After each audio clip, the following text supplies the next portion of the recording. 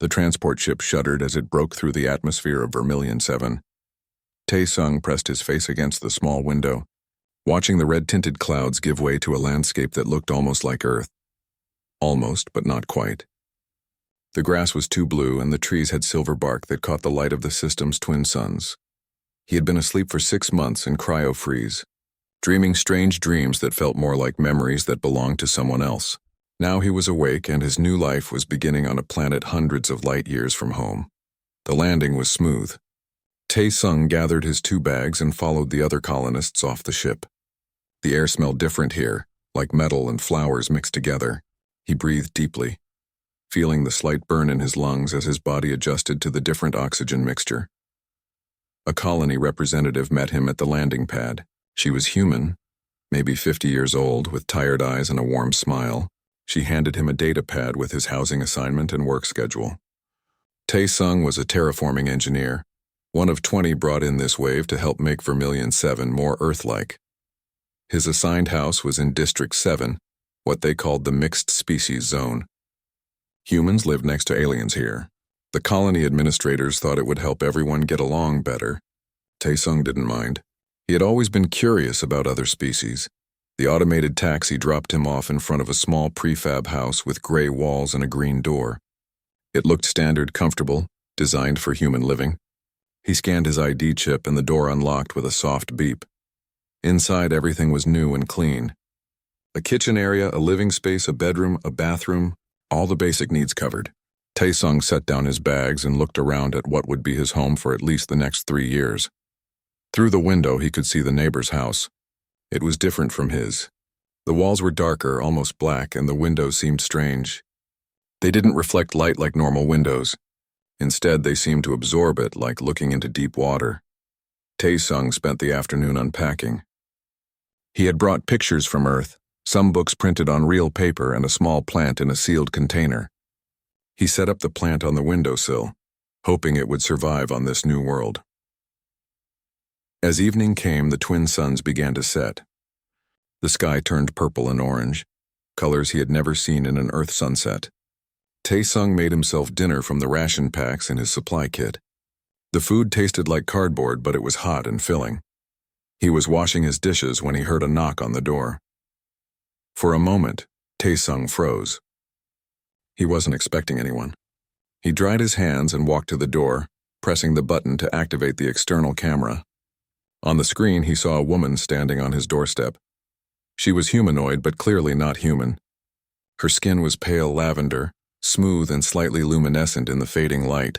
Her eyes were large and dark, with pupils that were vertical slits like a cat's.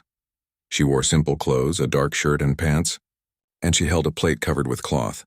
Tae-sung opened the door. The woman smiled. Her teeth were white and perfectly straight, but her canines were noticeably longer and sharper than a human's. "Hello?"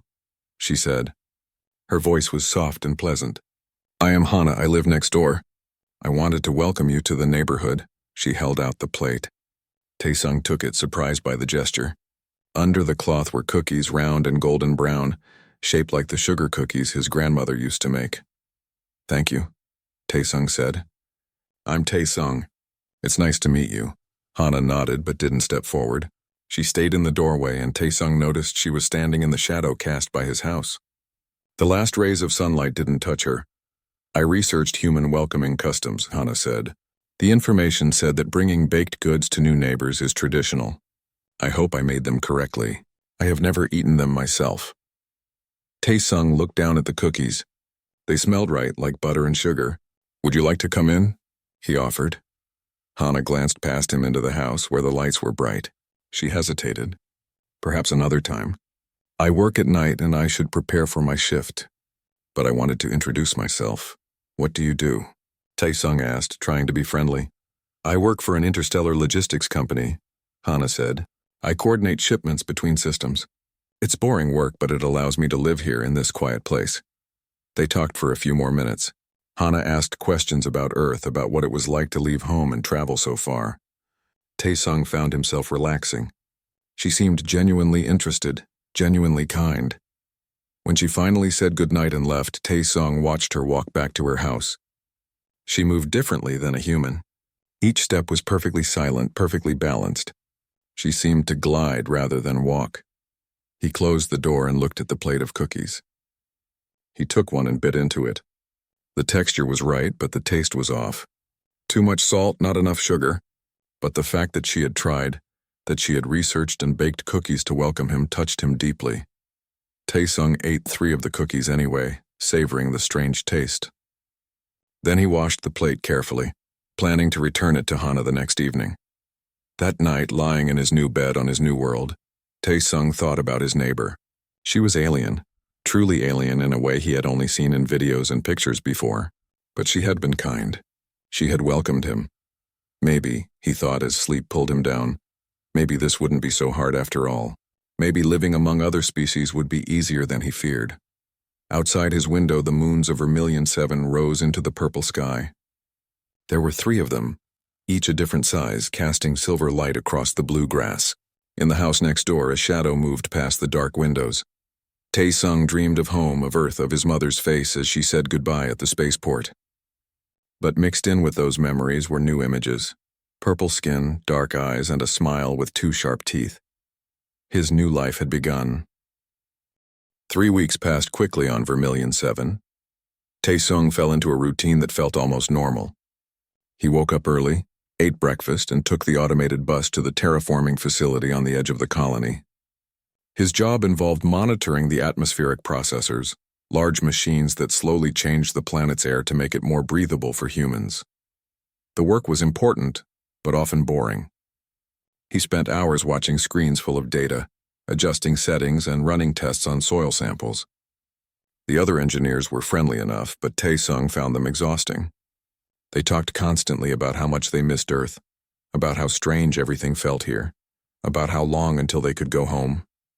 Taesung didn't feel that way. He had wanted to leave Earth, wanted to see something new. This planet, with its blue grass and purple sunsets, felt exciting to him. He saw Hana most evenings. She only came out after dark, when the twin suns had set completely. At first, Taesung thought this was just her work schedule. But as the weeks went by, he realized he never saw her during daylight hours at all. They would talk on his doorstep or sometimes sit on the bench between their houses.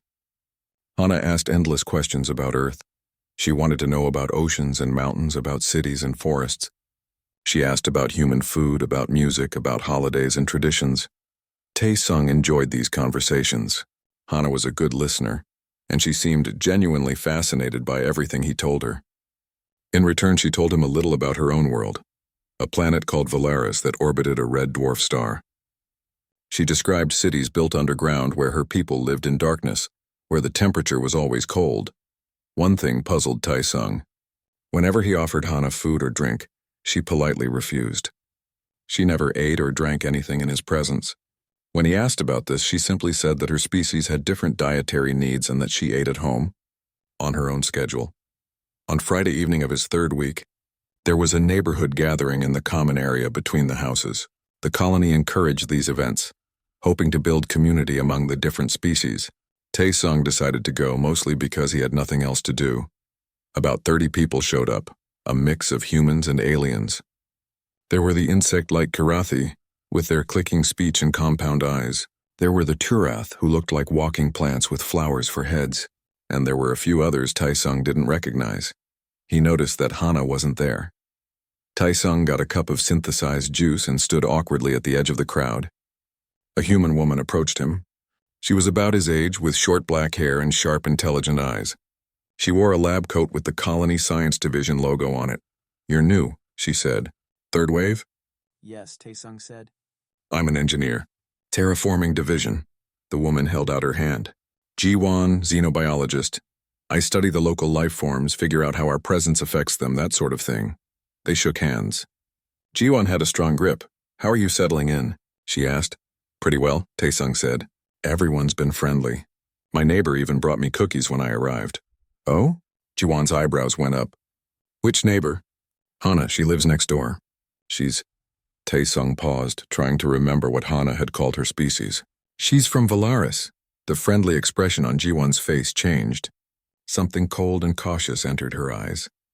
She glanced around, then moved closer to Taesung, lowering her voice. "Valerie," she said, The species is called Valari. You need to be careful, Tai-Sung frowned. What do you mean? Ji-won looked uncomfortable. She took a sip of her drink, clearly thinking about how to say what she wanted to say. Look, I'm a scientist. I try not to judge based on species. But the Valari, they're predators. Apex predators from a world with very little sunlight. They have enhanced strength, enhanced speed, enhanced senses. Okay, Taesung said slowly. But lots of species are predators. Humans are predators. Yes, but humans don't feed on blood, Ji-won said quietly. The words hung in the air between them. Taesung stared at her. What? The Valari are vampiric, Ji-won explained. They need to consume blood to survive, usually animal blood. They have synthetic alternatives now, but traditionally, they hunted. And their history with other species is complicated. There have been incidents. Taesung felt a chill run down his spine. He thought about Hana's sharp teeth, her nighttime habits, the way she never ate food. It all suddenly made sense. But they're allowed in the colonies, he said. The treaty allows them to live here. Yes, Ji-won agreed. And most Valari follow the rules. They use synthetic blood. They don't cause problems. But you should know what you're dealing with. Be aware. She patted his shoulder and walked away, leaving Taesung standing alone with his thoughts. That night, he lay in bed unable to sleep. He kept thinking about Hana, replaying their conversations in his mind. She had never done anything threatening. She had been nothing but kind. But now he knew what she was, and it changed things. Around midnight, he heard sounds outside. He got up and looked out his bedroom window. The street was dark, lit only by the 3 moons. He saw Hana walking toward her house, returning from somewhere. She moved through the shadows like she was part of them. Then Taesung noticed something else. There were marks on his doorframe, scratches in the metal that he hadn't seen before. And there was a smell in the air when he opened his door to look closer, something metallic and sharp. He went back inside and locked the door. The next evening, Hana knocked as usual. Taesung opened the door but didn't invite her to sit down. I noticed some scratches on my doorframe, he said, trying to sound casual, and a strange smell. Do you know anything about that? Hana's face changed. The friendly, open expression closed down, became guarded. No, she said. I don't know about that, she was lying. Taesung could tell. Something in her voice, in the way she wouldn't meet his eyes. Okay, he said. He didn't know what else to say. They stood there in awkward silence for a moment. Then Hana said goodnight and left quickly, almost fleeing. Taesung closed the door and leaned against it. He thought about what Ji-won had said, about predators and blood and incidents. He thought about Hana's kindness, her curiosity, her gentle questions about Earth. Who was his neighbor, really? And could he trust her? Outside, the night deepened. Somewhere in the colony, something howled, a sound that didn't belong to any creature Taesung recognized. He checked that his door was locked and went to bed, but sleep was a long time coming. The trouble started 5 days after Taesung's conversation with Ji-won. A farmer named Minsu reported that 3 of his goats were missing from the agricultural sector. The animals were found the next morning in a ditch, dead. Their bodies were intact except for puncture wounds on their necks. They had been drained completely of blood. News spread through the colony fast. By afternoon, everyone was talking about it. Taesung heard the whispers at work, saw the worried looks on people's faces. Some blamed local wildlife, but others had a different theory. It's the Valari, one of his coworkers said during lunch. They're supposed to use synthetic blood, but what if they don't? What if they're hunting? Taesung wanted to defend Hana, but he stayed quiet. He didn't know enough to argue. More incidents followed over the next 2 weeks. Chickens disappeared from the farm complex. A pig was found dead behind the water treatment facility. Each time the animals were drained of blood. Each time there were no witnesses, no evidence except the bodies. Fear grew in the colony. Humans started avoiding the Valari residents. There were only 5 Valari living in the colony, including Hana. Now they were all suspects. Taesung stopped talking to Hana. When she knocked on his door, he pretended not to be home. He felt guilty about it, but he also felt confused and scared. Was Ji-won right? Were the Valari dangerous? One night, unable to sleep, Taesung sat at his computer and started researching. The colony database had extensive information about all the species in the Galactic Cohabitation Treaty. He pulled up the files on the Valari. What he read was both fascinating and disturbing. The Valari had evolved on a planet with long periods of darkness. They were nocturnal hunters with senses far superior to humans. Their hearing could pick up a heartbeat from 20 meters away. Their vision could see in almost total darkness. Their strength was roughly 3 times that of an average human, but they weren't monsters. The files showed a complex civilization, thousands of years old. The Valari had art, music, philosophy. They had struggled with their predatory nature, had developed ethical systems to govern hunting and feeding. Modern Valari society had created synthetic blood specifically to avoid harming other creatures. The Galactic Cohabitation Treaty had strict rules. Valari could consume animal blood if necessary, but they were absolutely forbidden from feeding on any sapient species without explicit consent. Breaking this rule meant immediate exile from all treaty worlds. Tai Sung read testimonials from other colonies where Valari lived. Most were positive. The Valari were described as quiet, respectful, hardworking. There were occasional problems, usually involving Valari who rejected modern society and tried to live the old ways. But these were rare. He was still reading when the emergency alarm went off, a loud piercing sound that meant danger. Taesung jumped up from his desk, his heart racing. His communication device blinked with an urgent message. A colonist had been attacked near the perimeter fence, a human woman named Unji. She was alive but hurt badly. Taesung grabbed his coat and ran outside. Other people were emerging from their houses, confused and frightened. In the distance, he could see lights flashing near the medical center. He ran toward the lights. A crowd had gathered outside the medical center, held back by security officers. Taesung pushed through until he could see what was happening. Yunji was being carried inside on a stretcher. Even from a distance, Taesung could see the blood on her neck, the pale color of her skin. She was conscious but weak, her eyes half closed. Valerie attacked, someone in the crowd said. Had to be. Look at those wounds. The crowd's mood turned angry. People started shouting. Some demanded that all Valari be arrested immediately. Others wanted them expelled from the colony. Taesung felt sick. He pushed back through the crowd and walked home slowly. His mind was racing. Was Hana capable of this? Had he been living next to a predator all this time?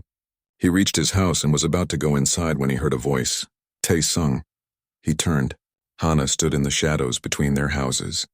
Even in the darkness, he could see the sadness in her strange eyes. I didn't do it, she said quietly. I know you probably don't believe me, but I didn't attack that woman. Then who did? Taesung asked. His voice came out harder than he intended. I think I know, Hana said. She stepped closer, and Taesung had to fight the urge to step back. There's another Valari here. His name is Doyon. He arrived 2 weeks ago. I've seen him hunting at night, taking animals. He's a traditionalist. He doesn't believe in synthetic blood. Have you reported him? Taesung asked. To who? Hana's laugh was bitter. The security officers already suspect me. If I accuse another Valari, they'll think I'm just trying to deflect blame. They stood in silence for a moment. Taesung looked at Hana, really looked at her. She seemed tired, worried. Scared even. Why should I believe you? He asked. Hana met his eyes. Because I've had many opportunities to hurt you and I never did. Because I chose to live here among humans, because your species fascinates me. Humans are so fragile, yet you survive everywhere. You adapt. You persist. I wanted to understand that strength. She paused, then continued. My people were apex predators for millions of years. We hunted without mercy, but we changed. We chose to change, to be more than our instincts. That choice is hard every single day, but I make it. I choose not to be a monster. Taesung felt something shift in his chest. He thought about what he'd read, about the Valari struggle to overcome their nature. He thought about humanity's own history, all the terrible things humans had done to each other. What do you want from me? He asked. Help me prove it wasn't me, Hana said. Help me find evidence against Doyon. If we can show that he's responsible, maybe we can stop this fear from tearing the colony apart. It was dangerous. It was probably stupid. But Taesung thought about Hana bringing him cookies, about her gentle questions, about the kindness in her voice when she welcomed him to the neighborhood. Okay, he said. I'll help you. Hana's relief was visible. Thank you. They made a plan to start investigating the next evening. Hana would track Doyon's movements using her enhanced senses. Taesung would access colony records and security footage. Together they would find proof. As Hana turned to go back to her house, Taesung called out, "Why do you work at night? Is it just because you're sensitive to light?" Hana looked back at him. "Partly, but also because it's easier. In the darkness, I can pretend I'm still on my home world. I can pretend I'm not surrounded by creatures whose blood calls to my instincts every moment of every day." She disappeared into her house, leaving Taesung standing alone under the 3 moons. He realized then just how hard it must be for her living here. Every human she met, including him, was potential prey. Yet she controlled herself, fought her nature every day. Maybe courage wasn't about being fearless. Maybe it was about being afraid, having dangerous instincts and choosing kindness anyway. Taesung went inside and started preparing. Tomorrow they would hunt the hunter. The colony had changed in the days following the attack on Yunji.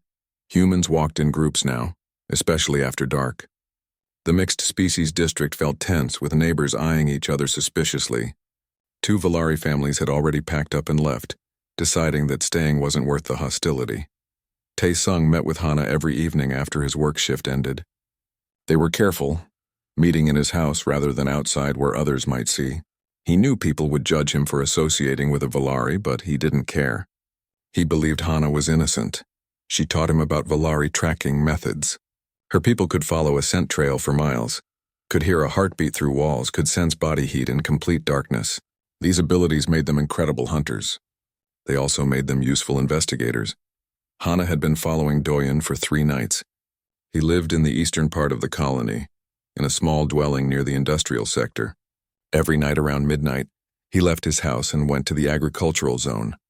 Hana had watched him hunt rats and small animals, feeding on them in the shadows. "He's escalating," she told Taesung.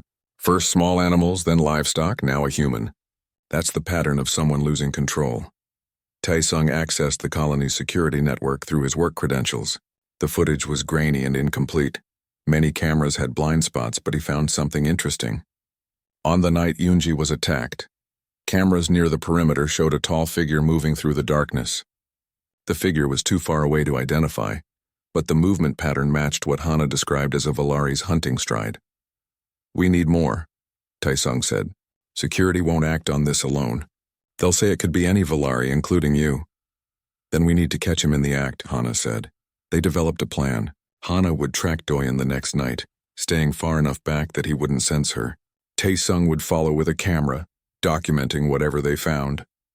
It was risky, but they saw no other option. The next evening, Taesung told his co-workers he was going to bed early. He felt bad lying, but this was important. He met Hana at the edge of the residential zone as the last light faded from the purple sky. She looked different tonight, more serious. She wore all black and moved with predatory grace. For the first time, Taesung felt a flicker of fear. This was what she really was underneath the friendly questions and gentle smiles. "This was a hunter. Stay behind me," she whispered. "Step where I step. If I signal you to stop, freeze immediately. Doyen's senses are as good as mine. If he detects us, this won't work." They moved through the colony like shadows. Hana led, her movements absolutely silent. Taesung did his best to follow, trying to place his feet carefully, trying not to make noise. His heart pounded so hard he was sure Hana could hear it. They reached Doyen's house and waited. Hana crouched behind a storage container, her head tilted, listening. Taesung crouched beside her, holding his camera ready. An hour passed. Then another. Taesung's legs began to cramp. He shifted position slightly and Hana's hand shot out, gripping his arm in warning.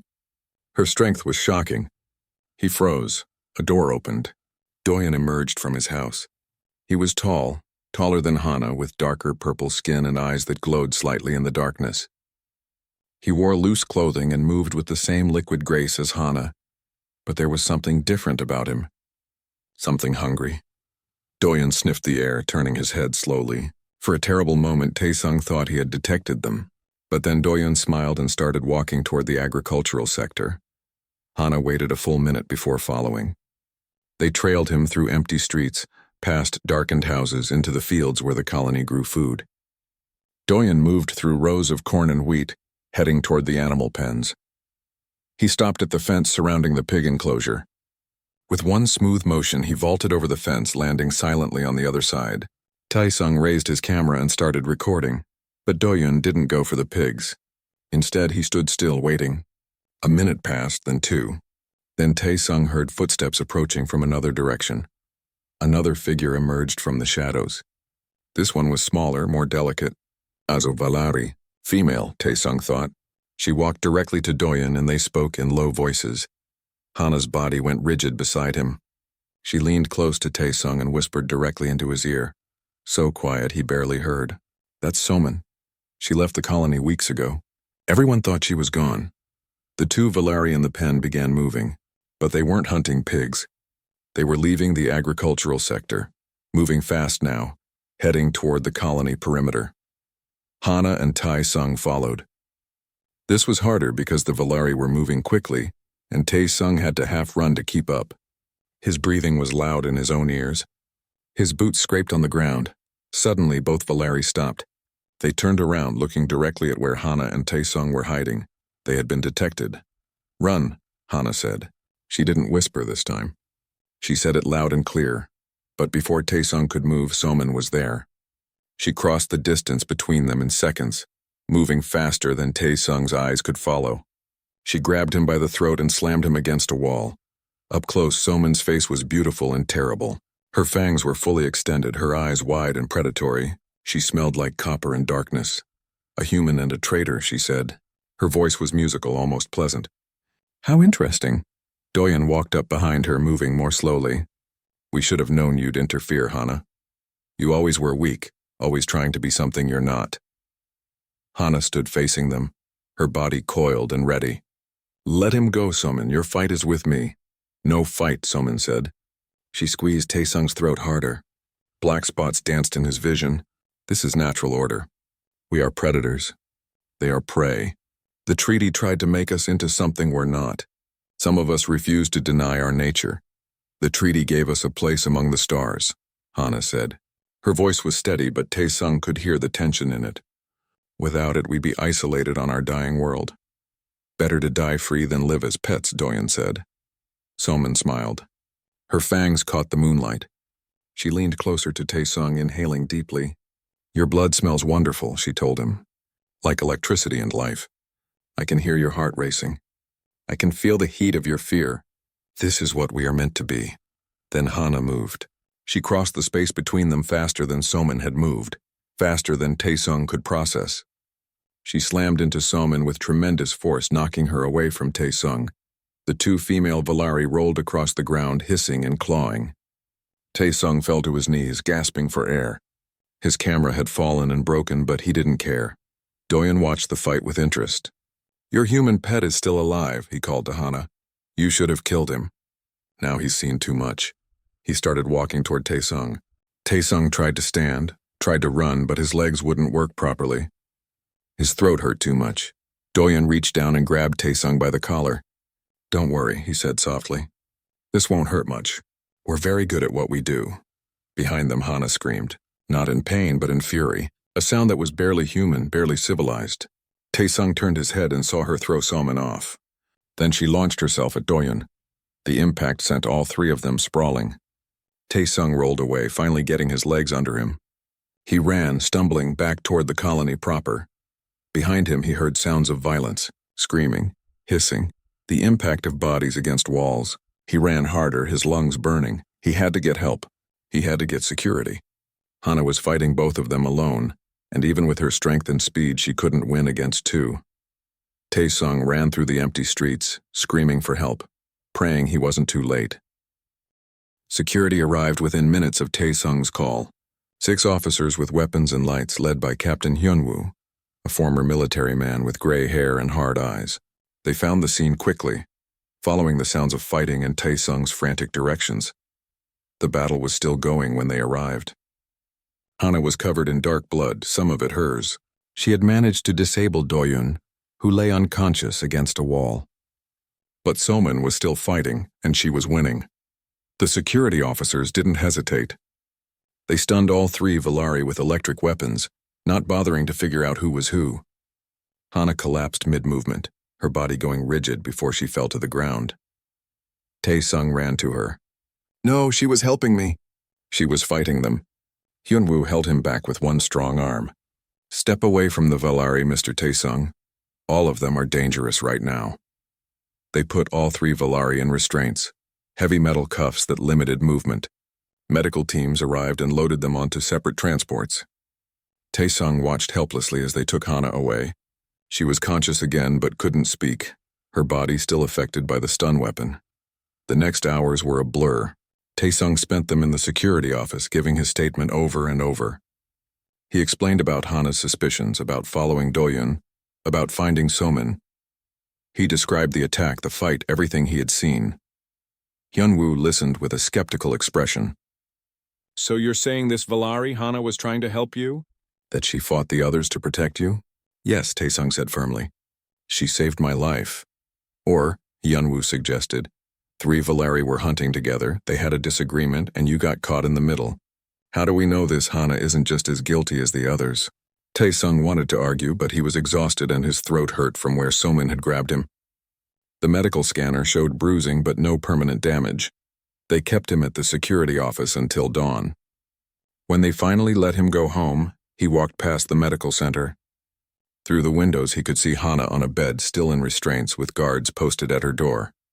The next 3 days were difficult. The colony was in chaos. Everyone was talking about the Valari attack. Fear had turned to anger. There were protests outside the administration building, with people demanding that all Valari be expelled from the colony immediately. Taesung tried to visit Hana, but security wouldn't let him near her. He tried to speak to the colony administrators, but they were too busy managing the crisis. He felt helpless watching as public opinion turned against all Valari, guilty or innocent. Jiwon found him on the 3rd day. She sat down next to him in the cafeteria, where he was pushing food around his plate without eating. I heard what happened, she said. Are you okay? Physically, yes, Taesung answered. Jiwon was quiet for a moment. I heard your statement to security. You really think Hana was trying to help? I don't think it. I know it, Taesung said. She fought to protect me. She could have run, could have escaped, but she stayed and fought. The evidence supports your story, Jiwon admitted. I've been reviewing the case files. They found Somin's dwelling. She'd been hiding in an abandoned storage facility living on stolen blood, and Doyun's residence had evidence of illegal hunting. But people are scared, Taesung. They don't want to hear about good Valari and bad Valari. They just want all Valari gone. That evening, there was an emergency colony council meeting. Every colonist was invited to attend or watch via broadcast. Taesung sat in the crowded assembly hall, watching as the council members took their seats. The evidence was presented. Security showed footage of Doyun's hunting, samples from Somin's hiding place, medical reports from Yoonji's attack that matched Somin's specific bite pattern. They confirmed that Hana had no connection to any of the attacks, but when they opened the floor for comments, the anger was overwhelming. Person after person stood up to demand expulsion of all Valari. Some argued that even if Hana was innocent, her presence made humans uncomfortable. Why should they feel unsafe in their own colony? Taesung's hands clenched into fists. He looked around the room and saw people he knew, people he worked with, all nodding in agreement. They wanted to punish an entire species for the actions of 2 individuals. He stood up. His legs felt shaky, but he made himself walk to the speaking microphone. My name is Taesung. I'm an engineer with the terraforming division. 3 nights ago, I was attacked by 2 Valari. They would have killed me, but another Valari saved my life. The room went quiet. Hana didn't have to help me. Taesung continued. She could have stayed safe in her house, but she chose to investigate. She chose to fight for what was right, even though it meant fighting her own kind. She was injured protecting me, and now everyone wants to punish her because she shares a species with the ones who attacked. He looked around at the faces watching him. Some looked angry. Some looked uncomfortable. Humans have done terrible things to each other throughout our history, Taesung said. We've had wars, genocides, slavery. We've hurt each other in every way possible. But we don't judge individual humans based on what other humans have done. We judge them by their own choices, their own actions. His voice grew stronger. The Galactic Cohabitation Treaty exists because living together is hard. Different species have different needs, different instincts, different ways of seeing the world. The treaty doesn't promise that coexistence will be easy or comfortable. It promises that we'll keep trying, even when it's difficult, even when we're scared. He paused, gathering his thoughts. If we expel innocent Valari because of what guilty ones did, We're saying that the treaty only works when it's convenient. We're saying that our fear matters more than justice. Is that who we want to be? Taesung sat down. His heart was pounding. Around him, people were whispering. More people spoke after him. Some agreed. Many still wanted all Valeri gone. The debate lasted for hours. Finally, the council voted.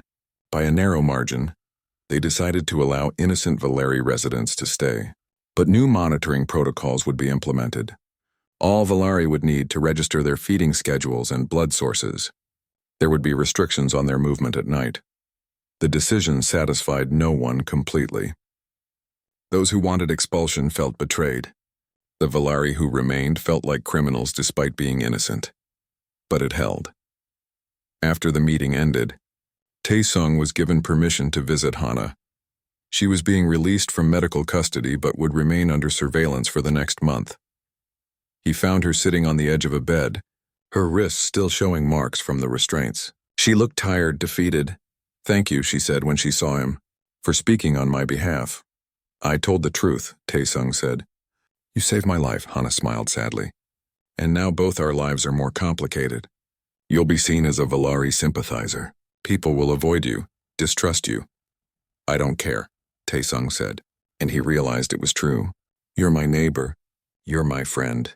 That matters more than what other people think." Hana's eyes glistened. Taesung wondered if Valerie could cry. "I'm sorry," she said. "I brought danger into your life. I should have stayed away from you from the beginning." "No," Taesung said firmly. "Staying away from each other is easy. Anyone can do that.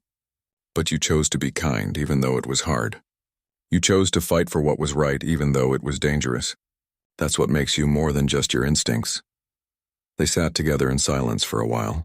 Outside the window, the twin suns were setting, painting the sky in shades of orange and purple. A new day was ending on Vermilion 7. The colony had changed. Trust had been damaged, but they were still here, still trying. And sometimes Taesung thought that was enough. The weeks following the council decision were difficult for everyone. The colony felt divided in a way it hadn't before. Some humans refused to speak to anyone who defended the Valeri. Meanwhile, the 3 Valeri families who had stayed lived under constant scrutiny, their every movement watched and questioned. Taesung faced his own challenges. At work, his co-workers were distant. Some stopped inviting him to lunch. Others avoided him in the halls. He heard whispers when he walked by, saw people looking at him with distrust or disgust. He didn't let it bother him. Or at least he tried not to. His friendship with Hana slowly rebuilt itself. She was cautious at first, keeping their conversations brief, always checking if he was comfortable. But gradually they fell back into their evening talks. This time, though, the conversations were different. Deeper, more honest. Hana told him about her childhood on Valaris. She described growing up in underground cities where darkness was absolute, where the only light came from luminescent fungi that grew on the cave walls. She talked about her first hunt, a tradition where young Valeri tracked and killed their first prey. She had been 12 years old by human reckoning. "I remember the feeling," she said. "The prey's heartbeat calling to me. The scent of fear. The moment when I caught it and fed. It felt right, natural, like this was what I was born to do." Taesung listened without judgment. He was learning that understanding required listening to difficult truths. "When did that change?" he asked. "When I left Valaris," Hana said.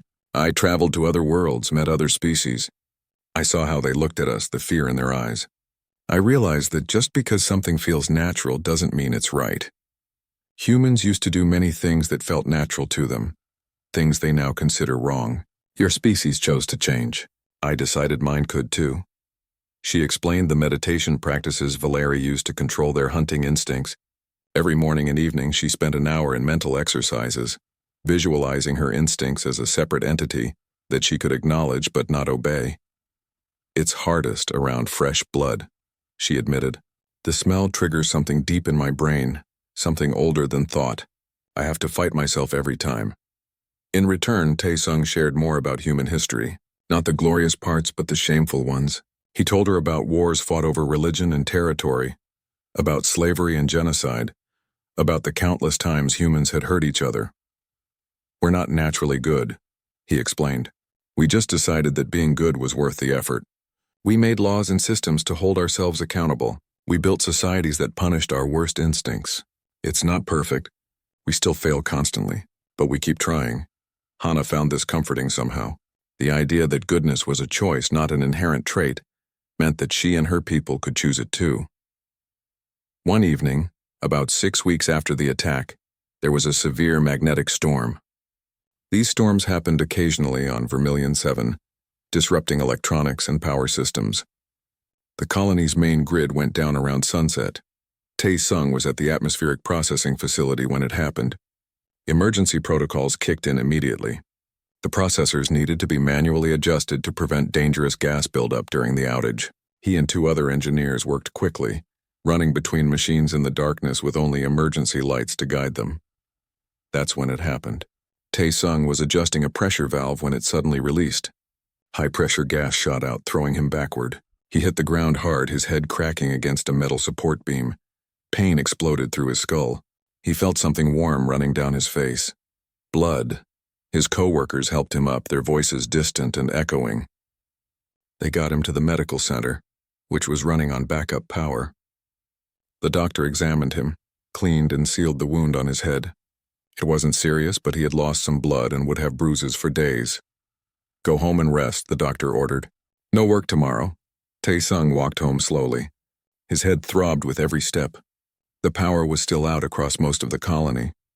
The streets were dark except for the 3 moons overhead and scattered emergency lights.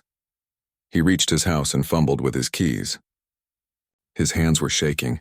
Finally, he got the door open and stumbled inside. He was washing his face in the bathroom when he heard a knock. Without thinking, he opened the door. Hana stood on his doorstep. But something was wrong. Her body was rigid, trembling. Her eyes were wide and unfocused.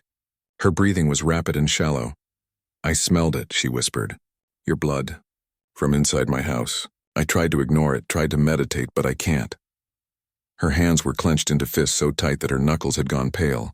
You need to go inside and lock the door. Right now, Tae-sung understood. The smell of fresh human blood was overwhelming her control.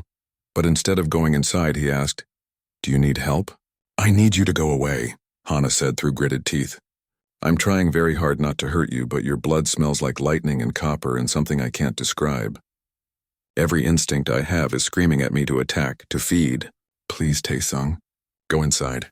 He should have listened, but he saw her struggling, saw her fighting herself, and he couldn't just leave her like that. Come inside, he said. Sit down. I'll make tea. Are you insane? Hana's voice cracked. I just told you I want to attack you. I know, Tae-sung said calmly. But you haven't. You came to warn me instead. That took incredible strength. Come inside. We'll get through this together. Hana stared at him like he was crazy. Maybe he was. But he held the door open and waited. Finally, moving like she was walking through fire, Hana entered his house. She sat down on his couch as far from him as possible. Her whole body was shaking. Tae-sung went to the kitchen and made tea. His hands were steadier now. He brought 2 cups back and set one in front of Hana. She didn't touch it. Tell me what you're feeling, he said. Hana laughed, a broken sound. I'm feeling like a monster. Your heartbeat is so loud. I can hear the blood moving through your veins.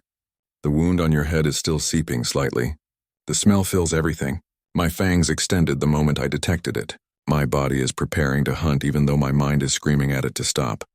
But you are stopping it, Tae-sung pointed out. You're sitting here talking to me, not attacking. That means you're stronger than your instincts. Barely, Hana whispered. And what happens next time?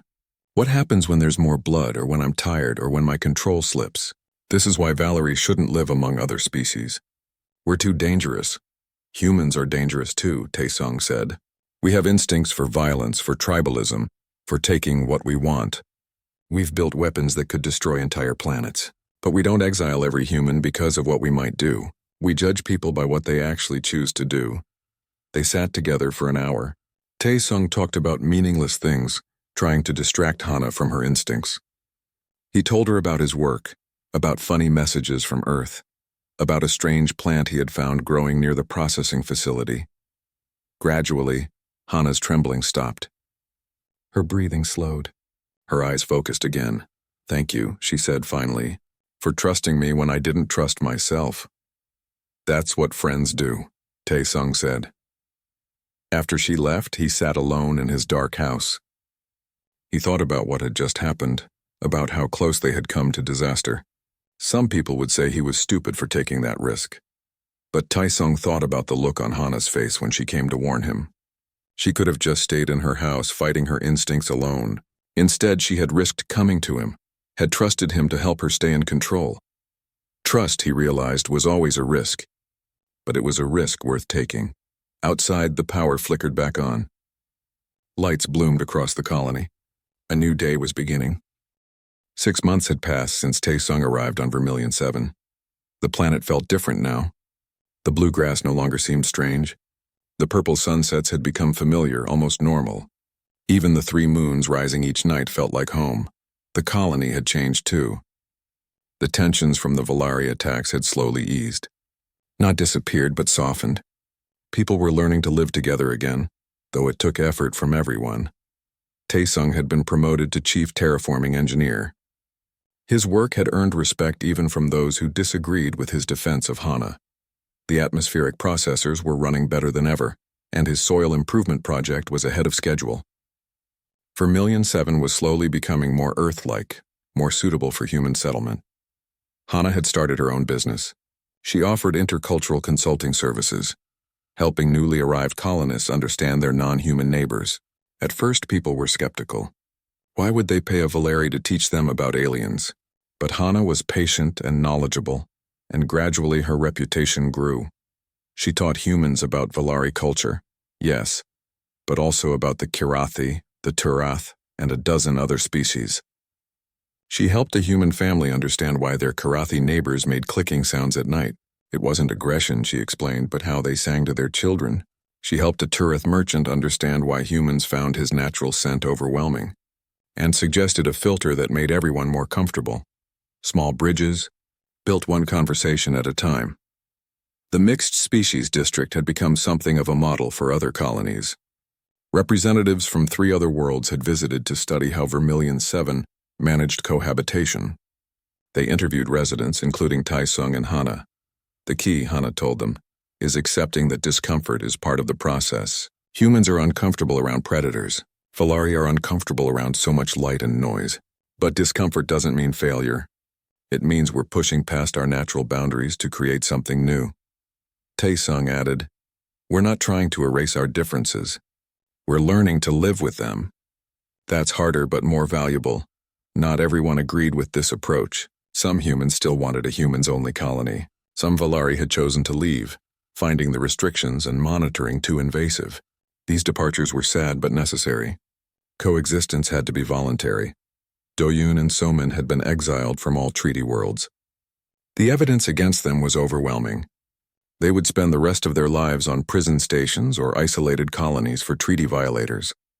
Their fate served as a warning, but also as proof that the treaty had teeth.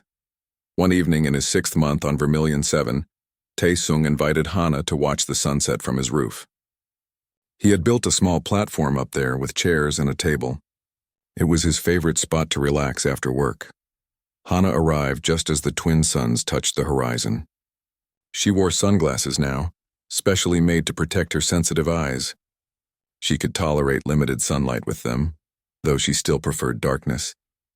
They sat in comfortable silence, watching the sky turn orange and purple. The temperature dropped quickly as the sun set. Taesung wrapped a blanket around himself. Hana didn't seem bothered by the cold. "Do you ever regret coming here?" Hana asked. It was a question she had asked before, months ago. Taesung thought about it. He thought about the fear during the attacks, the isolation when his co-workers avoided him, the difficulty of building a life on an alien world. But he also thought about the friendships he had made, the work he had accomplished, the person he had become. "No," he said. "This is home now," Hana smiled. "For me too." "Really?" Taesung was surprised. "Even with all the restrictions? The monitoring? The fear? Especially because of those things," Hana said. "On Valeris I was comfortable but stagnant. Here I'm challenged every day. I have to work to control my instincts, to understand beings completely different from me, to earn trust that isn't automatic.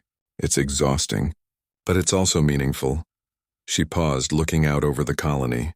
Lights were beginning to come on in houses below them. Smoke rose from cooking fires. Children played in the street, human and alien children together, their laughter mixing in the evening air. Your species has this saying, Hana continued, about how diamonds are formed under pressure. That's what this place is. We're all under pressure here, pressed together, forced to confront our fears and prejudices. And sometimes that pressure creates something beautiful. Taesung nodded. We have another saying too, about how smooth seas don't make skilled sailors. We grow by facing difficulty, not avoiding it. Humans have many good sayings, Hana said. That's one thing I've learned.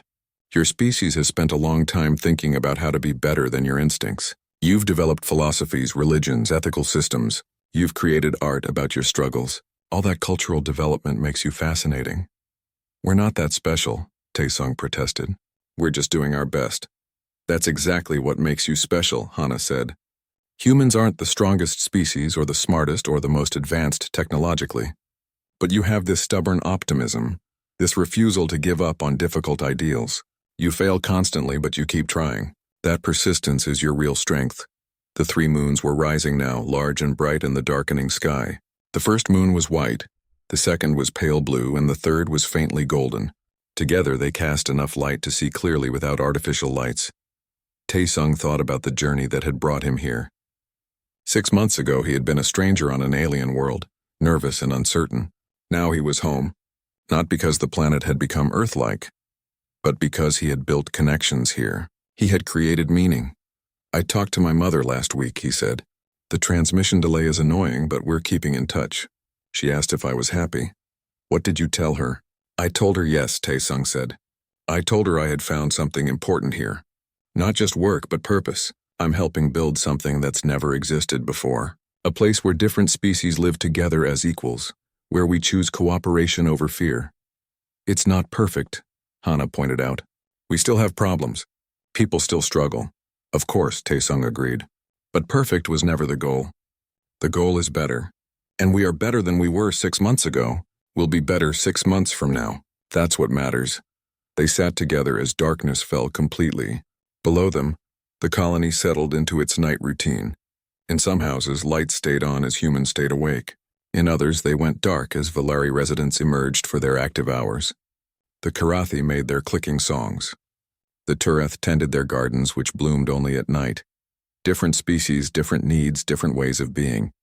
All trying to share one world. It wasn't easy. It would never be easy. But it was possible. That was the lesson Taesung had learned. The lesson he hoped others would learn too. Hana stood to leave. Thank you for being my friend, she said. For trusting me when others didn't. For seeing past what I am to who I choose to be. Thank you for welcoming me, Taesung replied. For bringing me cookies and asking me about Earth. For showing me that being different doesn't mean being separate. They smiled at each other. 2 beings from different worlds finding common ground on new soil. After Hana left, Taesung stayed on the roof for a while longer. He looked up at the stars, which were different from Earth's stars. He thought about all the worlds out there, all the species struggling to understand each other, all the small victories and failures that came with contact between different kinds of consciousness. Somewhere out in that vast darkness, other colonies were being built. Other humans and aliens were learning to live together. Some would succeed, some would fail, but they were all trying, all pushing past their fears toward something better. Taesung had been part of that process. In his own small way, he had helped. He had chosen trust over fear, had chosen to see potential friends instead of potential threats, and that choice had made all the difference. He climbed down from the roof and went inside. Tomorrow he would go to work. He would adjust atmospheric processors and test soil samples. He would eat lunch with colleagues who were slowly becoming friends again. He would wave to his neighbors, human and alien alike. He would build his life here, one day at a time, one choice at a time. Because that was what humans did. They adapted. They persisted. They found hope in difficult places and built homes among the stars. Taesung turned off the lights and lay down in his bed. Through the window he could see the 3 moons shining bright. Their light fell across his face like a blessing. He closed his eyes and slept, dreaming of purple skies and blue grass, of friends with lavender skin and sharp teeth, of a future where different worlds touched and created something new. He dreamed of home.